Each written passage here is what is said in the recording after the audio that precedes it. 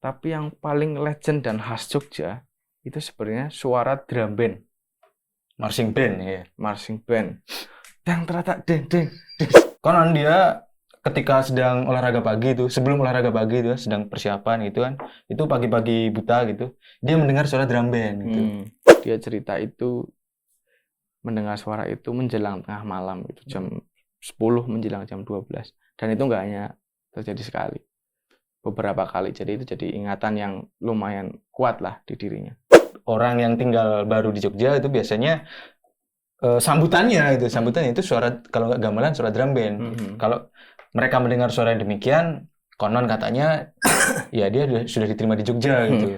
Ya, yang lebih mengagetkan lagi, suara drum band itu konon adalah dari yaitu brigade musik dari Nyi Roro Kidul gitu katanya. Dari arak-arakannya lah gitu. Aku semalam dengerin gamelan ya. Apakah di Jogja ini menjadi sesuatu yang wajar gitu? Aku nyoba lah rokok-rokok di luar, terus menikmati malam gitu kan. Dan sayup-sayup memang terdengar suara gamelan. Halo teman-teman, kembali lagi di program Akar Rumput edisi ketiga bersama aku Hamam. Saya Fendi. Aku Ali. Nah, kali ini kita masih bicara soal isu atau fenomena seputar Jogja. Nah, kalau kemarin itu isu-isu aktual ya. Ini isu yang cukup legend, tapi sebenarnya masa lalu itu selalu aktual. Apa? Upah murah? Enggak. Iya, itu ada Q, masa lalu selalu aktual gitu. Ada bukunya loh. Kamu anak sejarah harusnya baca. Enggak, kita lagi ngomongin mitos nih di Jogja gitu. Ada mitos apa aja sih di Jogja? Nah, di Jogja kan ada mitos upah murah. Satu. Dinasti. Tapi kita itu bukan metafisik ya. Kita ngomongin yang metafisik nih kali ini. Pertama ada suara gamelan. Itu konon di Jogja sering terdengar tuh malam-malam misterius. Sumbernya dicari-cari nggak ada. Tapi yang paling legend dan khas Jogja itu sebenarnya suara drum band. Marching band ya. Marching band. Yang terletak deng deng. Nah, itu mitos yang cukup legendaris di Jogja, teman-teman. Wah, kalau kalian tinggal di Jogja, itu biasanya akan bertemu dengan mitos itu, baik secara langsung mendengar atau mendengar cerita dari orang. Tapi cukup banyak gitu yang memberikan kesaksian, bahkan sampai tokoh-tokoh nasional. Ada ya, Pen ya? Ada. Siapa tuh? Ceritain. Ini kalau secara pribadi ya, 7 tahun di Jogja ini saya sih belum pernah dengar cerita drum band ataupun gamelan itu. Tapi pernah Menko Polhukam, ex Menko Polhukam, dan juga kemarin Wapres gagal Pak Mahfud MD itu sekitar tahun berapa itu? 70-an akhir ya berarti waktu zaman dia kuliah lah ya. Iya, kuliah di Jogja itu kan. Konon dia ketika sedang olahraga pagi itu, sebelum olahraga pagi itu sedang persiapan gitu kan. Itu pagi-pagi buta gitu. Dia mendengar suara drum band gitu. Awalnya dia positive thinking dong. Ya, siapa sih yang pagi-pagi ini latihan gitu. Positive thinking tapi juga kepo gitu. Iya. Dia tuh mencari sumber suaranya itu kemana gitu. Katanya ke Maguwo, ke AU gitu. Kemudian ke tempat-tempat lain yang biasanya di tempat latihan gitu. Ternyata nihil, nggak ada. Nggak ada orang latihan maksudnya gitu kan. Dia bingung loh, lantas suara tadi dari mana gitu. Kemudian Pak Mahfud tanya ke orang sekitar gitu, Bu atau Pak gitu zaman segitu yang dia temui, mendengar suara drum band tidak gitu. Ternyata dari jawaban warga setempat itu bikin Pak Mahfud ini kaget itu. Katanya ya itu emang udah jadi rahasia umum di sini Pak. Kalau emang orang yang tinggal baru di Jogja itu biasanya sambutannya itu suara, kalau nggak gamelan suara drum band. Kalau mereka mendengar suara yang demikian, konon katanya ya dia sudah diterima di Jogja gitu. Ya, yang lebih mengagetkan lagi, suara drum band itu konon adalah dari yaitu brigade musik dari Nyi Roro Kidul gitu katanya. Dari arak-arakannya lah gitu. Nah, benar atau tidak ya itu masih menjadi misteri ya. Maksudnya ini poinnya sekelas tokoh nasional pun pernah bersaksi mendengar suara drum band yang entah dari mana asalnya itu. Kayak gitu. Dan itu dia ceritakan ke awak media loh. Jadi teman-teman browsing itu banyak cerita dia tersebar di internet, cerita beliau. Tapi Pak Mahfud berarti orangnya skeptisan ya. berusaha untuk membuktikan sesuatu. Iya, meskipun akhirnya jatuh ke kepercayaan semi tadi. Tapi aku penasaran sebenarnya mitos kayak gini tuh terjadi di Jogja aja atau di kota lain sih. Ini Ali kan lama tinggal di Surabaya ya. Oh no enggak mitos-mitos drum band atau ya suara-suara misterius di malam hari semacam itu? Sejauh 7 tahun aku di Surabaya ya, kalau suara malam hari di atas jam 11, 12 ya ada suara. Tapi kalau di track ternyata itu suara motor brong-brongan, gangster. Suara gini. Jadi nggak pernah nemu kalau di Surabaya suara-suara mistis dan lain-lain. Apalagi sulit menemukan Surabaya yang benar-benar hening dan tenang di malam hari gitu. Karena 24 jam itu kayak muter terus kehidupan di Surabaya gitu. Kayak Jakarta berarti ya? Ya kayak Jakarta lah kurang lebih. Atau misalnya kalau tengah malam motoran di Surabaya itu kita mungkin nemunya kalau nggak orang-orang yang mau berangkat kerja ke pasar gitu kan dini hari ya, atau ya orang-orang yang sedang menikmati lagunya Nadine sambil motoran. Ya, emang banyak. Dan aku dulu juga sering sama temanku di atas jam 2 itu motoran bareng. Jadi kami bagi jalur beda gitu kan. Kita nanti ketemu di titik yang sama tapi kita nyebar sendiri gitu. Klitih ya? Surabaya nggak ada klitih. Ya cuma itu agak sulit menemukan suara-suara aneh gitu di Surabaya. Tapi kalau urban legend gitu banyak ya. Misalkan di makam Peneleh atau di makam Kembang Kuning atau yang paling legendaris di Rumah Hantu Darmo itu kan. Cuma itu lebih ke penampakan ya, penampakan perempuan, penampakan setan dan lain-lain. Iya. Cuma itu kan kemudian sulit dikonfirmasi karena hanya pengalaman personal orang gitu kan. Dan itu kemudian tersentral ya. Tadi misal di Rumah Hantu Darmo ya di titik itu aja gitu. Nah, kalau case drum band ini kan koyo di Jogja ini skalanya luas dan banyak yang cerita gitu. Berarti di Sleman ada, di Bantul juga dengar, di Jogja Kota juga dengar gitu ya berarti. Nah, ini mitos sudah lama ya, tapi ketika diangkat di media sosial tuh rame gitu. Selalu ramai gitu. Sampai akhirnya Mojo kan penasaran ya, pernah mencoba menggali isu yang terlihat sederhana ini dengan serius, Pak. Gimana itu treatment? Oke. Kami pertama cari kesaksian dulu saat itu ya. Kita tahulah bahwa suara drum band itu diduga berasal dari beberapa titik, 2 titik lah setidaknya. Pertama dari AAU di daerah Meguwo sana. Kemudian juga dari keraton. Karena ada brigade keraton, brigade drum band gitulah di keraton. Aku ke sana tuh, ke Berbah dulu ya, kan sini Meguwo sini Berbah ya. Tanya-tanya ke warga gitu. Ya ada kesaksian warga yang memang pernah mendengar gitu. Aku tanya ke ibu-ibu saat itu penjual angkringan gitu. Udah usia tua lah ya, 60 atau 70 tahun. Dia cerita pernah dengar.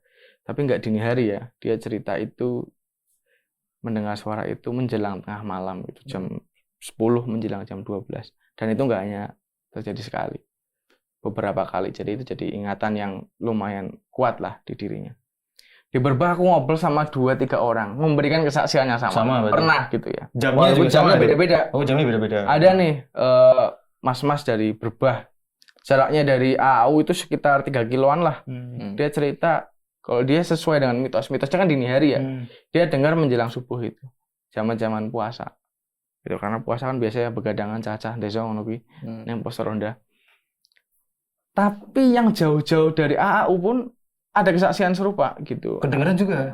Aku ngobrol sama mas-mas juga nih dari Wiroker 10 Bantul, Ring Road di daerah Imogiri lah. Itu pernah dengar juga gitu. Tapi tengah malam. Nah, jadi kesaksiannya jadi lumayan banyak ya kalau ngobrol sama orang Jogja. Tapi itu kan kesaksian ya. Dan ya belum bisa dikonfirmasi kepastiannya apakah itu asal suaranya itu dari mana. Akhirnya rasa penasaran membawaku ke AAU lah. Siapa tahu mereka siapa tahu benar-benar mereka gitu. Sebenarnya aku sempat ngontak tarunanya gitu, ada kenalan taruna, tapi kan agak tertutup ya. Nggak berani. Tanya senior aja gitu. Akhirnya langsung lah aku tanya ke kepala penerangan gitu. Letkol, aduh sorry Pak Letkol, saya lupa namanya. Wah parah nih. Nanti aku cek lagi ya, nanti tolong ditampilkan di sini. Aku tanya ke Pak Letkol gitu. Pak, mengkonfirmasi ini. Tanya langsung, info A1 ini. Sebenarnya ada nggak sih latihan drum band gitu di AU? Jawabannya jelas ada. Perkara jamnya, jam berapa itu kan yang coba aku konfirmasi. Nah, dia memberikan keterangan nih bahwa sebenarnya latihan itu tidak di dini hari. Malam ada jam, mereka tuh ada jam belajar malam ya. Tapi maksimal jam 10 lah. Jam 10 udah nggak ada aktivitas ya artinya? Istirahat. Taruna tuh tidurnya teratur. Nggak kayak Lulu ini ya. Jam. Nah, makanya lemes gitu. Oke, jadi jam 10 insya Allah udah nggak ada kegiatan. Apalagi drum band. Jadi kalau latihan drum band itu di lapangan kesatrian apa-apa ya. Dari situ terus kemudian keliling kompleks. Nah, kalau pagi, ini ada juga sebenarnya latihan. Tapi setelah subuh, Pak. Artinya udah fajar lah ya? Udah fajar, nggak yang kayak dini hari banget di jam 3. Mereka masih tidur, Pak. Bangun-bangun kan sholat tahajud dulu gitu lah ya. Menjadi taruna yang beriman dan bertakwa gitu. Jadi latihannya tuh ya setelah bersih-bersih lah gitu. Sebelum kemudian apel tuh kadang-kadang ada latihan. Tapi Kapten AAU ini cerita bahwa ada kemungkinan taruna itu berlatih di luar jadwal-jadwal pasti. Ketika misal ada event nih, mau ada event persiapan berarti ya. Persiapan, misal apa mau ada kelulusan taruna, ada tampil marching band gitu. Mereka latihan. Mau ada latihannya kadang-kadang overtime lah ya, kira-kira kayak para pekerja ini gitu. Itu jamnya agak random. Itu pertama. Berarti ini menjawab nggak kira-kira suara drum band yang didengar orang-orang berbah tadi dari AU apa bukan nih gitu? Ya belum menjawab. Apalagi gini, intensitas latihan di luar jadwal resmi atau yang ada event itu berapa banyak? Iya, nah itu yang belum bisa nggak beliau ceritakan secara detail ya. Wartawan harus skeptis ya. Kita cari jawaban lain gitu. Kemana lagi nih? Langsung ke keraton, sumber lain. Hamengkubuwono? Enggak lah, sulit diakses Ngarso Dalem itu. Jadi saya tanya spesifik ke Korps Brigada Keraton yang biasa latihan marching band. Aduh, sama mas-mas lah abdi dalam ini. Mas Eri. Aduh, saya lupa. Sorry Mas ya, nanti kamu di sini lagi di sini ya. Tapi intinya gini nih, dia cerita bahwa Korps Brigada Keraton ini latihannya juga teratur, Pak. Nggak sampai malam gitu, sore aja. Dan spesifik di hari Minggu. Sedangkan kesaksiannya harinya kan terlalu random ya. Nah, mereka latihan hanya di hari Minggu, di jam kira-kira nggak sampai jam 7 malam. Sedangkan mitosnya ini beredar malam. Tapi ada informasi lain teman-teman, bahwa pada perkembangannya nih setelah tahun 2000-an di desa-desa di Jogja ya, itu muncul korps brigada yang kemudian latihan marching band dan segala macam. Itu yang secara mandiri. Artinya nggak yang langsung terafiliasi dari sama keraton ya? Keraton gitu. Cuma memang mendapatkan izin dan menggunakan atribut layaknya brigada keraton gitu. Nah, untuk para korps yang kemudian mandiri ini, dia nggak bisa memastikan secara detail kapan jam latihannya gitu. Bisa aja warga suka latihan jam 12 gitu ya, sambil jaga keamanan sekitar gitu. Bisa saja gitu. Tapi itu juga belum bisa dikonfirmasi. Karena secara tata norma luhur orang Jogja gitu ya. Iya. Latihan musik di tengah malam itu kan juga agak mengganggu gitu kan. Agak mengganggu. Ya ini kalau secara logika aja sih gitu. Kalau misalnya kita mau bikin keributan misalnya, itu bukan keributan tapi bising-bising gitu kan. Itu pastinya mereka juga tahu waktu dong gitu. Bukan nggak mungkin tapi kemungkinan dilakukan malam hari itu kayaknya susah deh karena kecil, pasti bakal mengganggu warga sekitar gitu. Iya, itu sih kayaknya sulit ya. Mungkin bisa lah jamnya nggak sesuai sama jam keraton tapi ya mentok jam 10 kali gitu ya. Apalagi ini bising banget coy. Tak ding gitu kan. Gitu. Nah, belum selesai di situ nih Pak. Aku ngobrol lah sama beberapa ahli. Satu ini praktisi di dunia musik ya, yang biasanya ngurus sound engineering gitu. Ahmad Dhani, bukan ya? Bukan. Ya pokoknya orang IO lah ya, ahli praktisi dalam dunia musik. Untuk memastikan suara semacam drum band itu bisa terdengar seberapa jauh sih. Kalau jawaban dari dia itu nggak terlalu jauh sebenarnya. Gitu. Berapa? Artinya ketika sumber suara di di AAU misal, ya maksimal terdengar radius 5 kilo lah. Anjir, tapi kan kayak misal dari kesaksian yang aku dapat itu dari AAU ke Wirokerten Bantul kan lebih dari 5 kilo. Cukup jauh gitu ya. Selanjutnya kurang puas lagi kan kita. Kita cari ke ini nih, ahli fisika Dari kampus mana? UGM. Dari UGM ya. Bukan kaleng-kaleng berarti ini ya. Bukan kaleng-kaleng. Nah, dia memberikan penjelasan yang menurutku cukup make sense gitu. Bahwa suara itu sebenarnya bisa merambat cukup jauh. Tapi kadang-kadang yang mendengar itu kekuatannya itu nggak sampai bisa didengar telinga kita. Dia ambil contoh nih, letusan Gunung Kelut. Oh iya. Letusan Gunung Kelut itu sampai terdeteksi suaranya di Singapura. Di sana ada alat-alat deteksi gitu ya. Jauh banget berarti. Jauh banget itu. Bukan cuma Jogja gitu ya. Jogja itu berapa sih luasnya gitu. Tapi yang dideteksi di alat itu kan alat mendeteksi suara yang tidak bisa didengar suara. Getarannya doang mungkin ya kalau bahasanya. Ya, apa ya istilahnya? Apa ya? Satuannya desibel apa Iya, gitu. desibelnya mungkin ya. Mungkin nggak bisa kita dengar gitu. Tapi memang ada potensi-potensi itu gitu. Nah, terutama dia mengelaborasi jawabannya juga bahwa rambatan suara itu berbeda-beda kemampuannya. Tergantung situasi kondisi lingkungan. Ketika ada suara di dini hari, itu rambatannya pasti akan lebih jauh. Karena tadi ya, senyap. Jogja apalagi beda sama Surabaya yang lebih metropolitan gitu. Iya. Jogja kan setelah jam 12 sudah hening ya. Gitu. Jadi memang ada potensi suara itu merayap lebih jauh gitu. Katakanlah daripada tadi penyampaian sound engineering bahwa itu paling merambat sampai 5 kilo. Gitu sih. Sebenarnya adalah jawaban-jawaban yang agak make sense tapi memang belum menjawab sepenuhnya gitu. Dari siapa nih? Bisa Ya tadi, maksudnya dari tadi itu. Ya memang upaya kita kan hanya mencoba untuk menjawab gitu ya. Walaupun jawaban pastinya belum bisa kita dapatkan. Nah, gitu. Dari sekian banyak jawaban nih, ini kesimpulannya. Menjawab nggak suara drum band itu dari mana? Memang masih ada hole-hole gitu ya. Ada lubang-lubang kesaksian yang mungkin belum terjawab rasionalisasinya. Tapi upaya untuk menjawab itu sudah sedikit tergambar. Ya, seenggaknya mungkin orang-orang yang selama ini bingung bisa berteori ya. Jangan-jangan selama ini yang didengar itu, kalau secara pribadi ya mungkin, karena selama ini memang belum pernah dengar, ya saya sih berasumsi orang-orang yang terutama yang lingkungannya tuh dekat perkampungan di Jogja, ya mungkin yang selama ini mereka dengar itu suara dari brigade-brigade mandiri tadi yang dari kampung-kampung tadi. Make sense. Ya sama lah kayak suara gamelan juga ada orang yang bisa menjelaskan secara rasional gitu.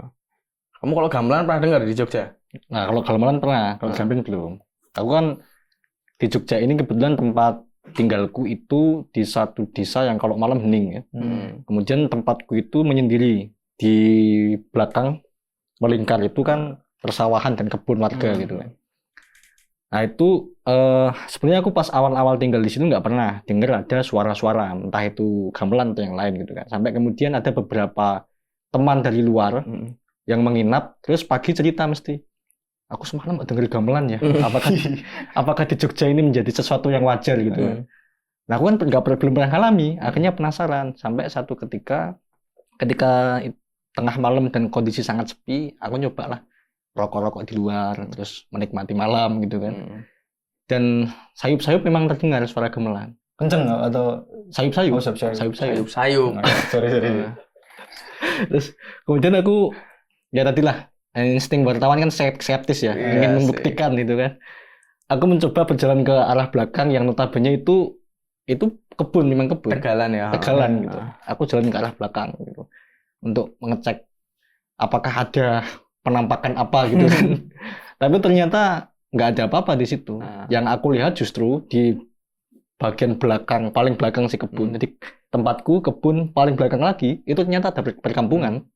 Ada perkampungan dan masih ada nyala-nyala lampu lah ya.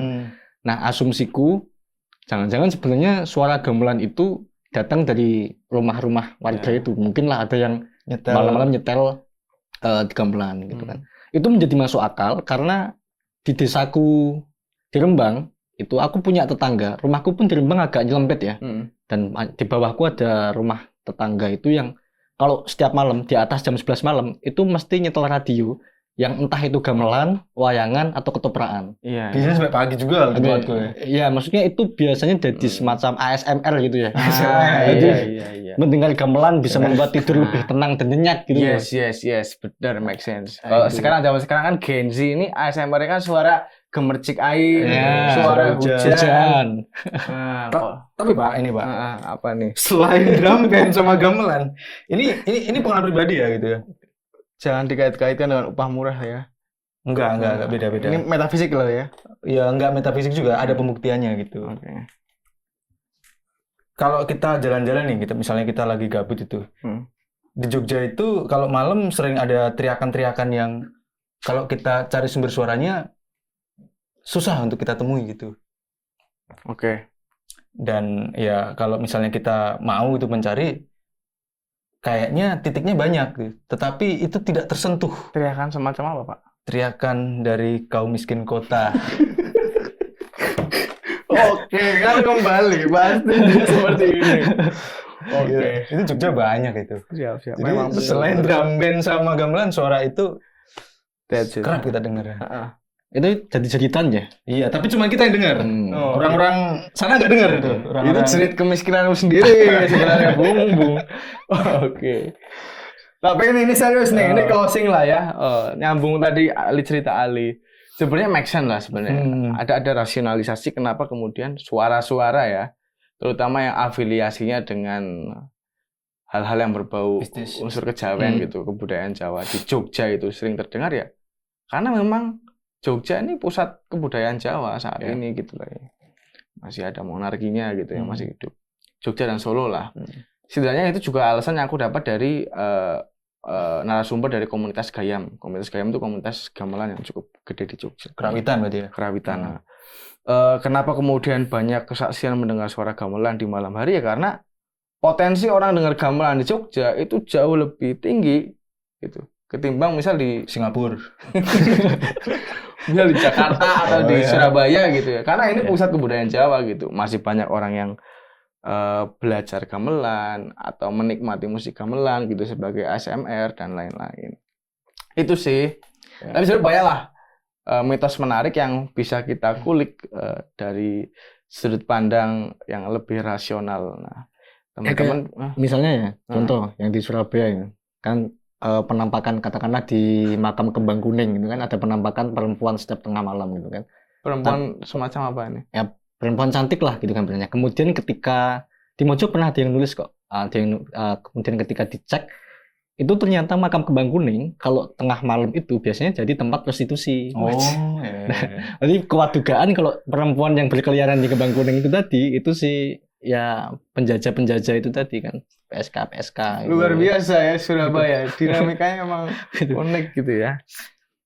Ya itu selalu ada penjelasan teman-teman, jadi jangan lelah untuk mencari jawaban atas kegelisahan hidupmu.